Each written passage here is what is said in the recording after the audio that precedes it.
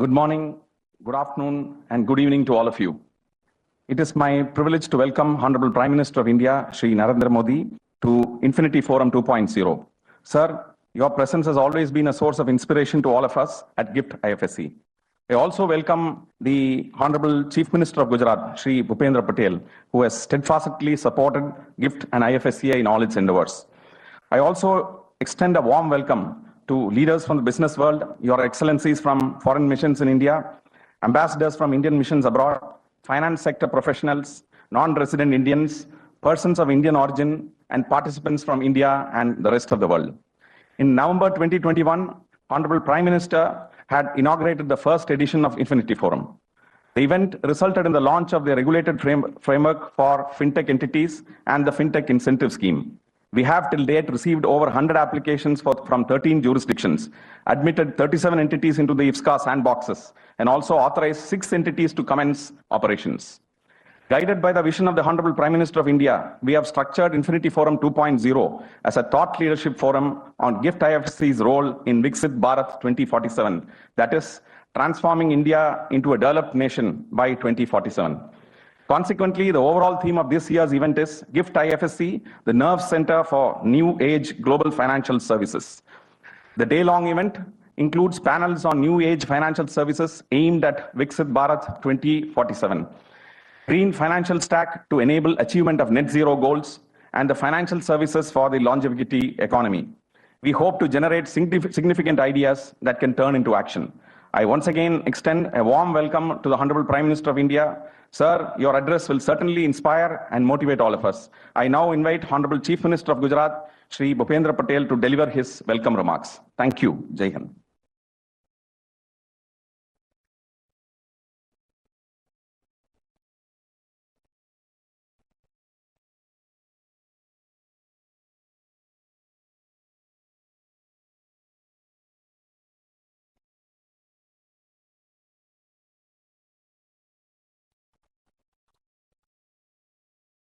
आज के इवेंट में वर्चुअल माध्यम से जुड़े वैश्विक नेता और देश के यशस्वी प्रधानमंत्री श्री नरेंद्र भाई मोदी साहब का मैं हृदय से स्वागत और अभिनंदन करता हूं। आज जहां हम ये इवेंट कर रहे हैं, ये गिफ्ट सिटी प्रधानमंत्री जी का ही ब्रेन चाइल्ड है। प्रधानमंत्री जब गुजरात के मुख्यमंत्री थे तब उन्होंने उसकी परिकल्पना की थी और उसे वास्तविक स्वरूप देने की दिशा में उन्होंने तब से काम भी शुरू कर दिया था।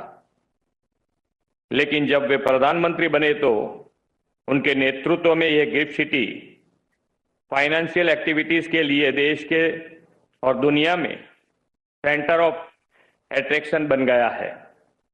मेरी जब भी उनसे मुलाकात होती है, वे व्यक्तिगत तौर पर गिफ्ट सिटी के प्रोग्रेस स्टेटस की जानकारी अवश्य लेते हैं और लगातार हमारा दिशा दर्शन करते हैं। मैं आज इस फोरम से उनको ये विश्वास दिलाना चाहता हूं कि हम आपके विजन और मार्गदर्शन में गिफ्ट सिटी को वर्ल्ड का फाइनेंशियल एक्टिविटीज का हब बनाने में कोई कसर नहीं छोड़ेंगे। आज एक बार फिर इस कार्यक्रम में प्रधानमंत्री जी, आप अपना बहुमूल्य समय निकालकर हम सब के साथ जुड़े हैं, इसके लिए मैं आपका आभार व्यक्त करता हूं और अब आपसे अनुरोध करता हूं कि आप हमें अनमोल विचारों से हमारा मार्गदर्शन करें।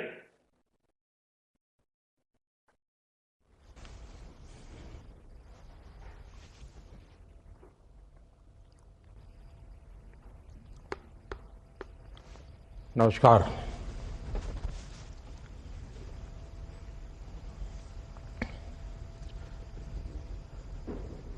गुजरात के लोकप्रिय मुख्यमंत्री श्रीमान भूपेंद्र भाई, राज्य सरकार के मंत्री, आईएफएससीए के चेयरमैन के राजारामन जी, दुनिया के सम्मानित फाइनेंशियल इंस्टीट्यूशंस और विभिन्न संस्थाओं के लीडर्स, देवी और सज्जनों, आप सभी का इन्फिनिटी फोरम के दूसरे एडिशन में अभिनंदन है। मुझे याद है जब दिसंबर 2021 में हम पहले इन्फिनिटी फोरम के दौरान मिले थे तो पैंडेमिक की जगह से, उसकी वजह से दुनिया में कितनी अनसर्टेनिटी थी। हर कोई ग्लोबल इकोनॉमिक ग्रोथ को लेकर आशंका में था और ये चिंता आज भी खत्म नहीं हुई है। जियो पॉलिटिकल टेंशन, हाई इन्फ्लेशन और डेट लेवल्स की मुश्किलें आप सभी बहुत अच्छी तरह जानते हैं। ऐसे समय में भारत रेजिलियंस और प्रोग्रेस का एक शानदार उदाहरण बनकर उभरा है। ऐसे महत्वपूर्ण कालखंड में गिफ्ट सिटी में 21वीं सदी की आर्थिक नीतियों पर मंथन होना गुजरात का गौरव बढ़ाने वाला है। वैसे मैं आज गुजरात के लोगों को एक और बात के लिए भी बधाई दूंगा। हाल ही में गुजरात के पारंपरिक डांस गरबा को यूनेस्को ने इनटेजिबल कल्चरल हेरिटेज में शामिल किया है। ये अपने आप में बहुत बड़ी उपलब्धि है। गुजरात की सफलता देश की सफलता है। फ्रेंड्स, आज भारत की ग्रोथ स्टोरी ने दुनिया को दिखाया है कि जब पॉलिसी को सर्वोच्च प्राथमिकता दी जाए, जब गुड गवर्नेंस के लिए पूरी ताकत लगाई जाए, जब देश और देशवासियों का हित ही आर्थिक नीतियों का आधार हो, तो क्या नतीजे मिलते हैं। भारतीय व्यवस्था ने इस फिस्कल ईयर के पहले 6 महीनों में ही 7.7% की दर से प्रगति की है। इसी साल सितंबर में आईएमएफ ने कहा था कि 2023 में 16% ग्लोबल ग्रोथ भारत की वजह से होगी। इससे पहले जुलाई 2023 में वर्ल्ड बैंक ने कहा था कि ग्लोबल चैलेंजेस के बीच भारत और उसकी अर्थव्यवस्था से बहुत ज्यादा उम्मीदें हैं। इसी साल मार्च में ऑस्ट्रेलिया के पीएम ने कहा था कि भारत ग्लोबल साउथ को लीडरशिप देने के लिए मजबूत स्थिति में है। कुछ महीने पहले वर्ल्ड इकोनॉमिक फोरम ने भी कहा है कि भारत में रेट टेपिज्म कम हुआ है, निवेश का बेहतर माहौल बना है। आज पूरी दुनिया भारत से उम्मीदें लगाए हुए है और ये ऐसे ही नहीं हुआ है। ये भारत की मजबूत होती अर्थव्यवस्था और पिछले 10 वर्षों में किए गए ट्रांसफॉर्मेटिव रिफॉर्म्स का रिफ्लेक्शन है। इन रिफॉर्म्स ने देश के इकोनॉमिक फाउंडेशन को सशक्त किया है। महामारी के दौरान जब ज्यादातर देश सिर्फ फिस्कल और मॉनेटरी रिलीफ पर फोकस कर रहे थे, हमने लॉन्ग टर्म ग्रोथ और इकोनॉमिक कैपेसिटी के विस्तार पर फोकस किया। साथियों, हमारे सुधारों का एक महत्वपूर्ण लक्ष्य ये है कि ग्लोबल इकोनॉमी के साथ इंटीग्रेशन बढ़ाया जाए। हमने कई सेक्टर्स में एफडीआई पॉलिसी को लचीला बनाया, हमने कंप्लायंसेस बर्डन को कम किया, हमने 3 FTAs पर साइन किए और आज भी हम कई अहम कदम उठा रहे हैं। एक gift IFSCA Indian financial markets को ग्लोबल फाइनेंशियल मार्केट से इंटीग्रेट करने के लिए हमारे लार्जर रिफॉर्म्स का हिस्सा है। गिफ्ट सिटी की परिकल्पना एक ऐसे डायनेमिक इकोसिस्टम के रूप में की गई है जो इंटरनेशनल फाइनेंस के लैंडस्केप को रीडिफाइन करेगा। ये इनोवेशन, एफिशिएंसी और ग्लोबल कोलैबोरेशन के नए बेंचमार्क स्थापित करेगा। 2020 में international financial services centres authority की एक यूनिफाइड रेगुलेटर के तौर पर स्थापना इस यात्रा का महत्वपूर्ण लैंडमार्क है।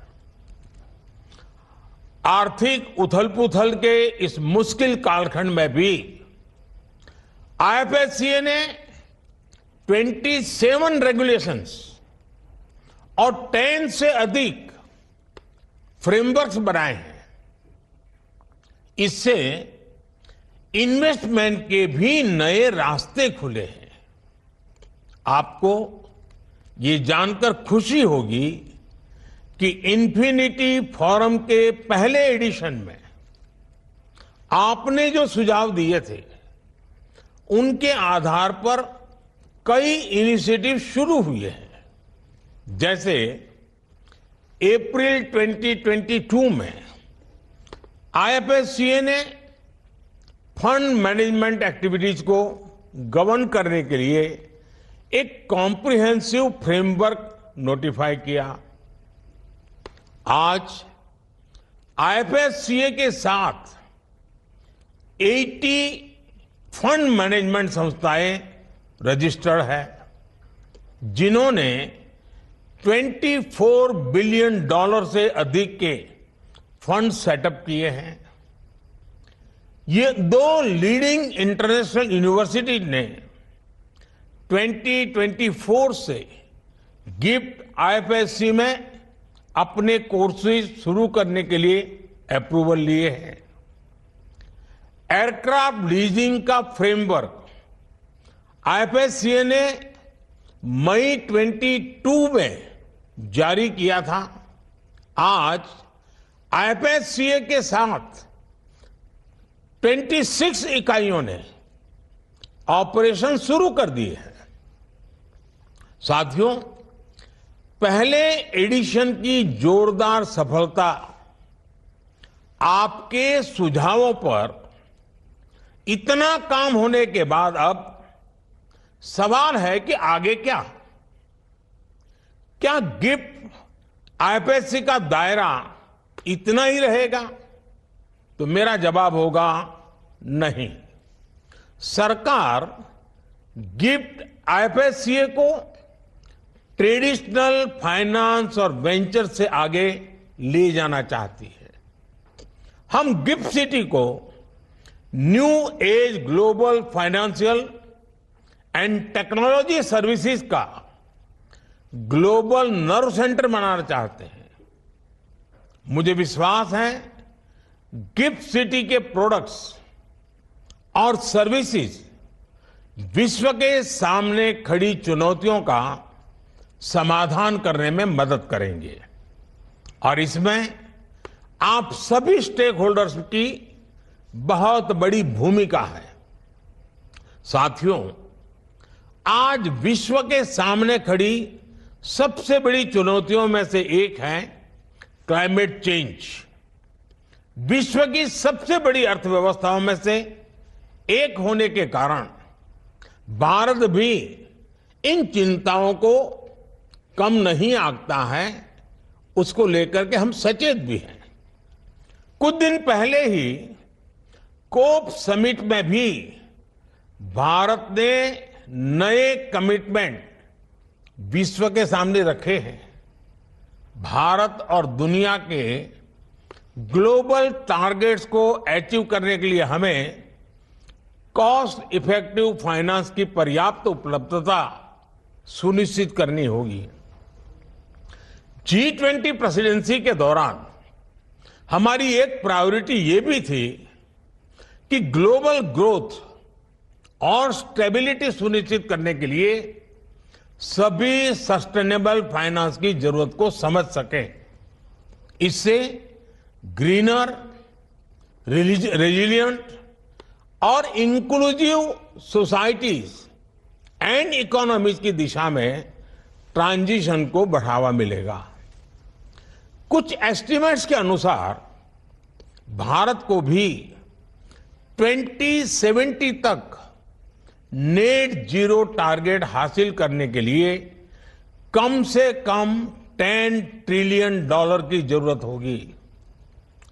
इस इन्वेस्टमेंट की एक निश्चित राशि को ग्लोबल सोर्सेज के द्वारा भी फाइनेंस करना होगा। इसलिए हम आईएफएससी को सस्टेनेबल फाइनेंस का भी एक ग्लोबल हब बनाना चाहते हैं।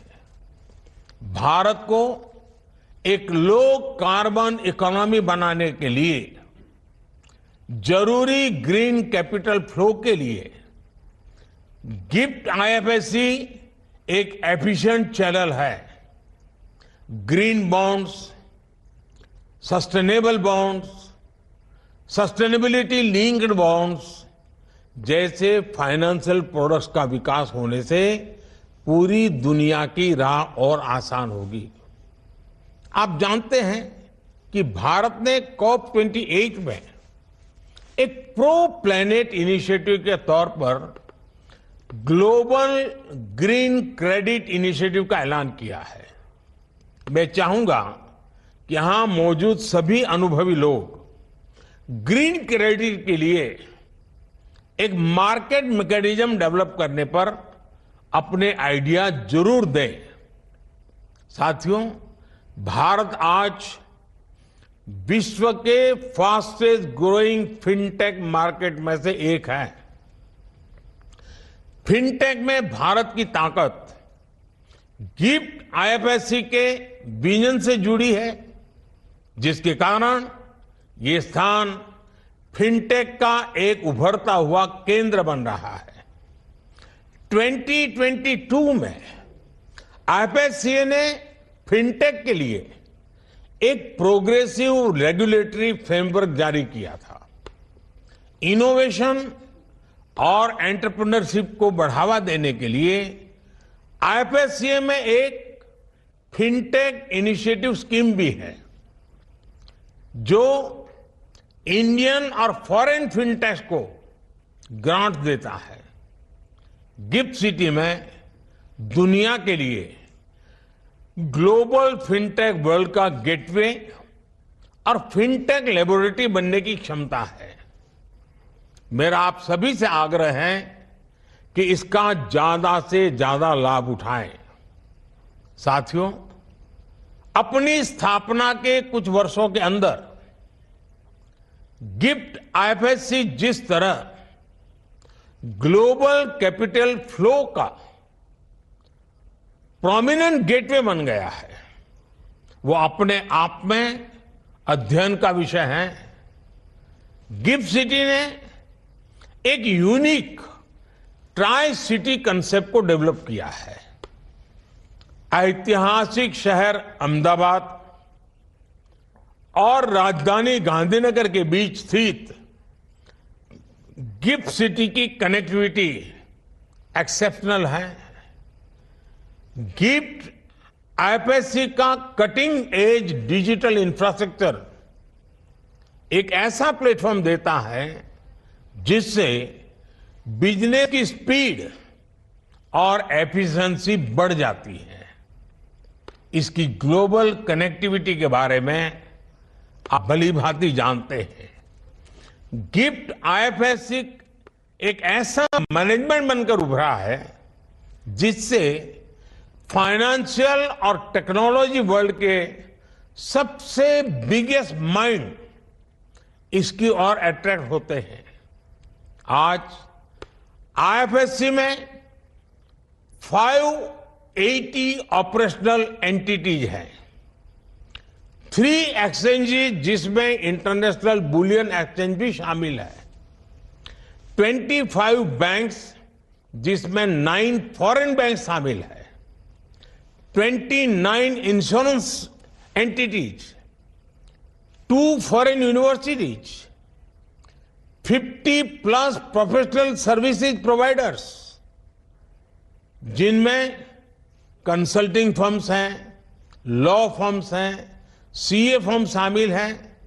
मुझे विश्वास है अगले कुछ वर्षों में गिफ्ट सिटी दुनिया के सर्वश्रेष्ठ इंटरनेशनल फाइनेंशियल सेंटर में से एक होगा।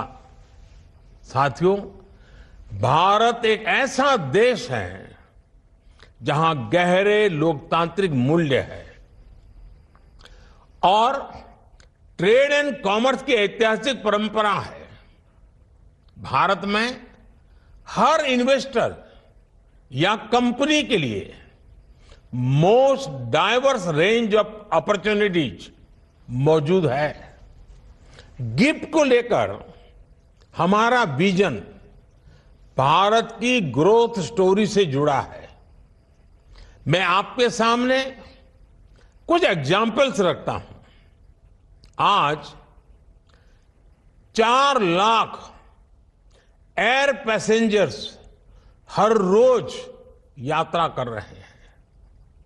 2014 में हमारे यहां पैसेंजर एयरक्राफ्ट की संख्या 400 थी, जो आज बढ़कर 700 से ज्यादा हो गई है।